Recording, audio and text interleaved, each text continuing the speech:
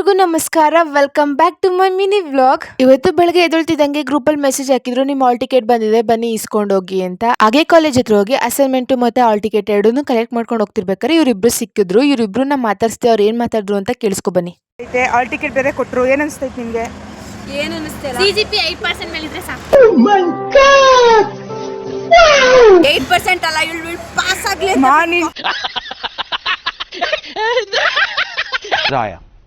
Pass ಆಗು ಸಾಕು. Hall ticket ಕೊಟ್ಟವ್ರೆ, ಅದು ಏನು ಭಯ ಇದ್ದಿಲ್ಲ, ಓದ್ಬೇಕು ಅನಿಸ್ತಿದೆ. ಬಟ್ ನಾವು ಇನ್ನೊಂದಿನ ಓದ್ಬೇಕಲ್ಲ ಅಂತ ಅನಿಸ್ತೈತೆ. ಸುಮ್ಮನೆ ಒಂದ್ ವಾರ ರಜಾ ಕೊಟ್ಟಿದ್ದು ವೇಸ್ಟ್ ಆಯ್ತಲ್ವಾ ನಿಮ್ಗಿಬ್ರಿಗೂ? ನನಗಂತೂ ನಿದ್ದೆ ಮಾಡಕ್ಕೆ ಯೂಸ್ ಆಯ್ತು ತುಂಬಾನೇ. ಟಿವಿ ನೋಡಕ್, ಫೋನ್ ನೋಡಕ್, ಕಾಲೇಜಿಗೆ ಬಂದಿದ್ರೆ ಟೈಮ್ ಪಾಸ್ ಆಯ್ತು. ನಂಗಂತೂ ಇವ್ರಿಬ್ರನ್ನ ಮಾತಾಡಿಸಿ ತುಂಬಾನೇ ನಗು ಬಂತು. ಅದ್ರ ಜೊತೆಗೆ ಏನ್ ಡವ್ ಮಾಡ್ತಾವ್ರೆ ಅಂತಾನು ಅನಿಸ್ತು. ಯಾಕಂದ್ರೆ ಇವ್ರಿಬ್ರು ಮಳ್ಮಳ್ಳಂಗೆ ಓದ್ಕೊಂಡಿರ್ತಾರೆ, ಅದ್ರೆಲ್ಲ ಹೇಳೋದೆಲ್ಲ ಸುಳ್ಳಷ್ಟೇ. ಎಷ್ಟೇ ಇದ್ರು ನಾವೆಲ್ಲ ಗರ್ಲ್ಸ್ ಅಲ್ವಾ, ಹೆಂಗೆಂಗೋ ಒಳ್ಳೊಳ್ಗೆನೆ ಓದ್ಕೊಂಡ್ಬಿಟ್ಟಿರ್ತೀವಿ. ನಾವಂತೂ ಯಾರಿಗೂ ಹೇಳಲ್ಲ. ಅದಾದ್ಮೇಲೆ ಮನೆಗೆ ಬಂದ್ಬಿಟ್ಟು ತಿಂಡಿ ಮಾಡಿಲ್ಲ ಅಂತೇಳಿ ಅವಾಗ ತಿಂಡಿ ಮಾಡ್ಕೊಂಡು ನೋಡ್ತಿದ್ರೆ ನನ್ನ ತಮ್ಮನ ಅವಸ್ಥೆ ನೋಡಿ, ಒಳ್ಳೆ ಹುಡುಗಿ ಥರ ಹೋಗೋನ್ ಮನೆ ಮುಂದೆ ರಂಗೋಲಿ ಹಾಕೋಕ್ಕೆ.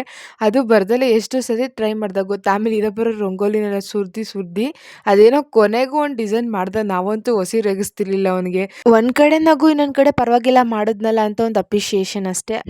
ನೋಡ್ತಿದ್ದಂಗೆ ಸಂಜೆ ಆಗೋಗಿತ್ತು. ನೋಡಿದ್ರೆ ಸಡನ್ ಮಳೆ ಬಂದ್ಬಿಡೋದ. ಅದಾದ್ಮೇಲೆ ನಂಗೂ ಒಂದ್ ಸ್ವಲ್ಪ ಖುಷಿ ಆಯ್ತು ಮಳೆ ನೋಡಿ. ಬಟ್ ಆದ್ರೆ ಇಷ್ಟೊಂದು ಜೋರ್ ಮಳೆ ಬಂದಿದ್ಕೆ ಖಾರವಾಗಿ ಏನಾದ್ರು ತಿನ್ಬೇಕು ಅಂತೇಳಿ ಬೇಲ್ಪುರಿ ಮಾಡ್ಕೊಂಡು ತಿಂತಿದಂಗೆ ನಮ್ ಕುಳ ಬಂದಿದ್ದ. ಈ ಕುಳಂಗೆ ಹೆಂಗ್ ರೇಕ್ಸ್ ಹಾಕಿದೀನಿ ಅಂದ್ರೆ ತಲೆ ಮೇಲೆ ತಪ ಅಂತ ಹೊಡ್ಕತ್ತವನ. ಅದನ್ನ ನೋಡ್ಕೊಂಡು ನನ್ಗಂತೂ ಫುಲ್ ನಗು ಬರ್ತಿತ್ತು. ಅವನ ಜೊತೆ ಹಾಗೆ ಟೈಮ್ ಪಾಸ್ ಮಾಡ್ದೆ. ಇಷ್ಟೇ ಇವತ್ತಿಗೆ, ನಾಳೆ ಮತ್ತೆ ಸಿಗ್ತೀನಿ. ಟಾಟಾ ಬಾಯ್.